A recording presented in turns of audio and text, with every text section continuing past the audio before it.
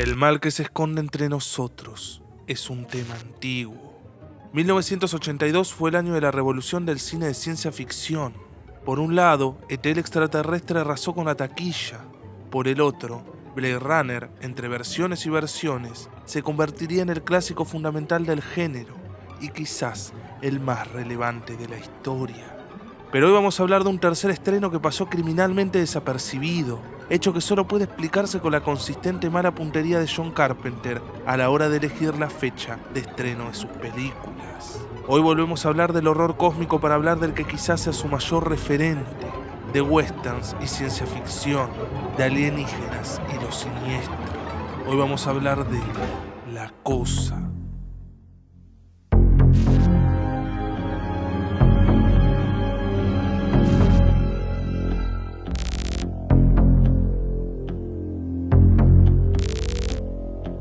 Como ya les adelanté en el video de los asaltacuerpos, muchos de los grandes éxitos cinematográficos de la ciencia ficción están basados en relatos o novelas del género de ficción pulp o pulp fiction. Distribuidas en revistas de pulpa de madera barata de consumo popular en los Estados Unidos de los 50, la ficción pulp se caracteriza por su temática morbosa, explotadora y sensacionalista. John W. Campbell ejercía de editor en la Pulp and Town Science Fiction, posteriormente conocida como Analog, y su período es reconocido por no permitir que se publicaran cuentos de base científica deficiente y exigía un nivel de excelencia literaria. Esto permitió que se editaran los primeros trabajos de Isaac Asimov, Robert Heinlein y Theodore Sturgeon. Es durante este período, y bajo el seudónimo de Don A. Stewart, donde Campbell publica King and I, un relato de poco más de 20.000 palabras bastante más corto y sencillo que algunas de sus posteriores adaptaciones. Un grupo de 37 hombres en una base militar antártica tienen que lidiar con un organismo extraterrestre congelado en un bloque de hielo que, al ser liberado, es capaz de adoptar la forma de sus víctimas. Los miembros saben esto y tratan de encontrar un test para identificar a la criatura mientras desconfían los unos de los otros. La primera adaptación cinematográfica fue La Cosa de Otro Mundo, de 1951, en teoría dirigida por Christian Nyby, pero en la práctica por Howard Hawks. La influencia de Hawks es tan notoria en esta película que se refleja perfectamente en cómo enhebra su grupo hawksiano. Un grupo de profesionales estrechamente ligados que intentan realizar una tarea difícil juntos mientras mantienen un código propio de conducta, rigurosamente definido. Ya sean pistoleros, aviadores, cazadores, la gente de Hawks se mueve en una sociedad cerrada en sí misma, en la cual los esquemas de conducta son la habilidad personal, la lealtad al grupo y el autorrespeto. Acá los protagonistas son menos de 37, y uno es una mujer, que resta más de lo que aporta. Por su parte, la cosa no es más que un alienígena invasor de 2 metros de altura al que primero estudian con el típico a que nos enfrentamos, donde el científico a cargo rápidamente encuentra respuestas para todo y así poder combatirlo. Después, para matarlo está el ejército, que básicamente solo está para eso. Aunque Hawks afirmó que no le interesaban las lecturas políticas de sus obras, el guión y las actuaciones le dan el tono serio que se despega de otras películas de marcianos de los 50, que servirían como comentario velado de la paranoia comunista de la época, pero que, en efecto, también termina configurando los patrones del género durante esa época. La xenofobia alien, el enfoque científico poco creíble y el marcado toque militarista. Aunque es una excelentísima película de ciencia ficción clásica, en realidad se tomó tantas licencias que poco tiene que ver con la obra de Campbell. Respeta en gran parte la construcción general del relato original, pero descarta completamente la paranoia que sí está presente en las siguientes adaptaciones. Más allá de presentar al monstruo pocas veces y casi siempre en planos abiertos entre las sombras, falla rotundamente en crear una atmósfera opresiva y en transmitir el horror que en las páginas de Campbell remitían a Lovecraft en las montañas de la locura.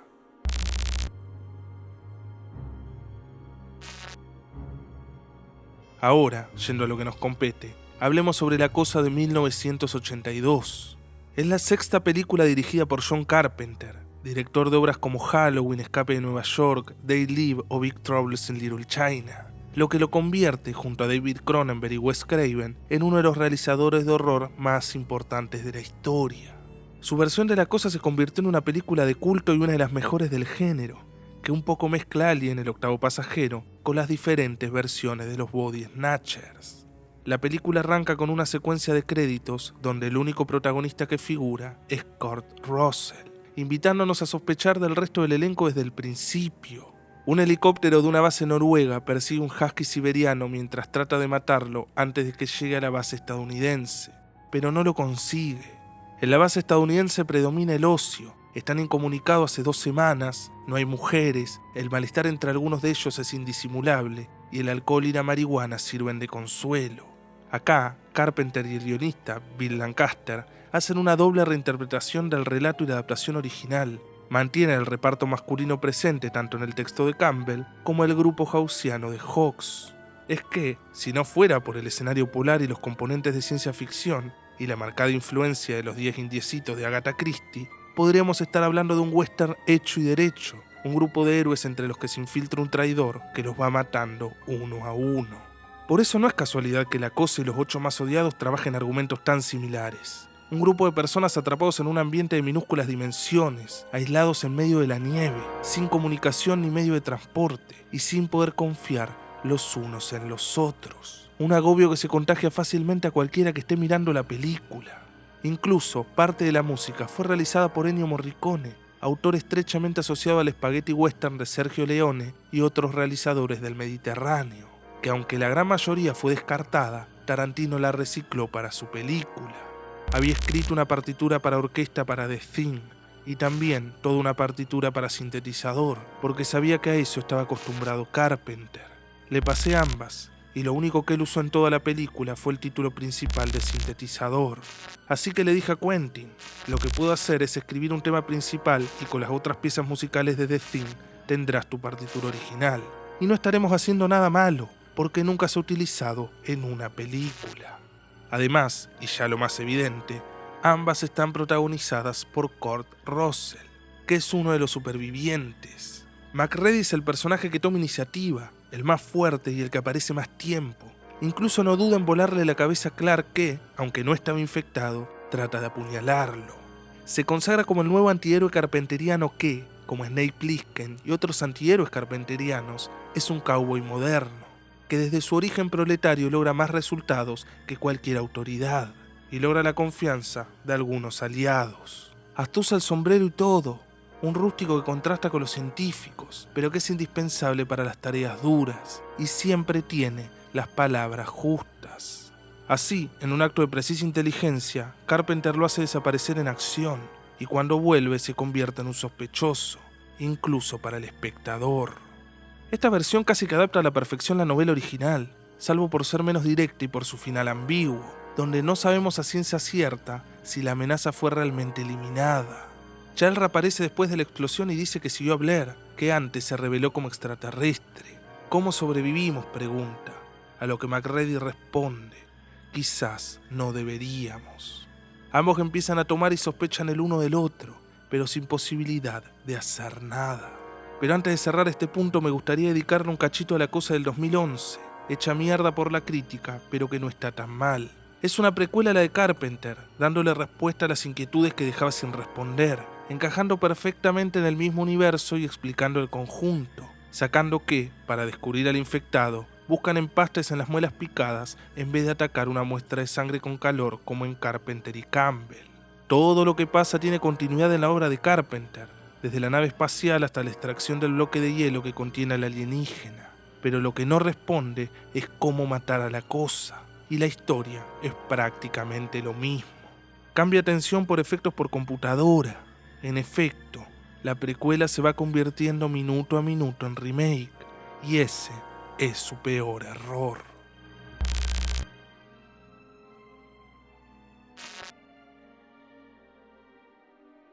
El guión de Lancaster juega simultáneamente con diferentes miedos presentes en el ser humano. El miedo a la soledad en el aislamiento, el miedo a la oscuridad porque la mayoría de los ataques pasan de noche, el miedo a los extranjeros en el extraterrestre y en los comentarios xenófobos sobre los noruegos, el miedo al sexo en la ausencia de mujeres y en la presencia de un monstruo lleno de perturbaciones y orificios, pero también el miedo a la violación y a la penetración ritual, donde los que son poseídos sufren una grotesca parodia del embarazo, donde se conciben a su imagen y semejanza. El miedo a la contaminación física y las enfermedades en la puesta en cuarentena y la transmisión a través de la sangre, al igual que el SIDA que en ese entonces arrasaba las calles y servía de excusa para segregar más a los excluidos. y el miedo ancestral y primitivo a diferentes especies animales en los componentes que la cosa va asimilando y las formas monstruosas que adopta. Pero si el dúo Neve y Hawks agarraba el esqueleto de la historia de Campbell sobre científicos que descubren una forma de vida en la Antártida para convertirlo en una película de monstruos, la obra de Carpenter aporta por 2 lugares. El primero, la nueva carne, de la que ya hablamos varias veces, donde el cuerpo experimenta transformaciones grotescas. Y, por el otro, lo que la volvió más convincente que la historia original, el miedo al shock. La criatura puede transformarse en imitaciones perfectas de las personas que la rodean, pero lo más interesante de todo esto es cómo eliminar al monstruo se convierte en algo secundario al lado de la urgencia de identificarlo. No sabemos cómo es nuestro rostro ante los ojos de Dios. La otredad freudiana es el principal punto de interés en este planteamiento. No sabemos cómo es la criatura, puede ser todos los integrantes o ninguno. Y continuando un poco con los paralelismos con los asaltacuerpos, y como señala Tomás Ligotti en La conspiración contra la especie humana, también podemos reconocer requisitos de Unheimlich, lo siniestro o lo espeluznante, ya que su tratamiento ontológico es bastante similar. La cosa es un monstruo darwiniano, y su motivación es la misma que la de los ladrones de cuerpo, sobrevivir y reproducirse. Pero la diferencia está en el método, lo que permite a lo siniestro manifestarse en mayor medida en esta película que en la anterior. Es un ente que busca perpetuar sus genes imitando el material genético de otras especies. Camaleónica, la cosa se reproduce sexualmente, asimilando a sus presas. El ser tiene la capacidad de rehacerse en todas y cada una de las formas de vida sin su consentimiento, y los personajes de la película no pueden estar seguros de quién es una cosa y quién no, porque los que han transmutado conservan su apariencia, recuerdos y conductas incluso después de haberse convertido, en su esencia, en siniestras monstruosidades de otro mundo. El hecho de que no sepamos nada de la criatura la vuelve todavía más peligrosa. Existe más allá de nuestra comprensión e ignoramos todo sobre ella. El propio personaje de Russell lo dice cuando le preguntan por qué hace todo esto la cosa, a lo que responde: porque es diferente a nosotros, porque es del espacio exterior. La cosa se presenta como el futuro de las especies, un espécimen más avanzado en la escala evolutiva que el agresivo xenomorfo. Es el monstruo definitivo porque se convierte en nosotros mismos, y porque nosotros no sabemos si se esconde agazapado en nuestra sangre. Esto hace dudar a los miembros de la Estación Antártica de quiénes son una cosa y quiénes son todavía los individuos que parecen ser. ¿Sabría yo si el monstruo me hubiese asimilado? ¿Y si todos son monstruos menos yo? Dudan de sí mismos y de su estado de conciencia, lo que lleva naturalmente a que todos estén interesados en reprimir cualquier conciencia de que son cosas. Ante estas dudas, la noción de identidad se hace polvo. ¿Quién es más peligroso en esta situación? ¿El alienígena o los compañeros paranoicos? La cosa divide y vence minando los cimientos de las relaciones humanas incluso, la visión del propio yo. Solo mediante el aislamiento, o sea, excluir de sus mentes esta posibilidad, pueden mantener una sensación de ser seres idealizados, íntegros e indivisos, en lugar de títeres humanos que no se reconocen como tales.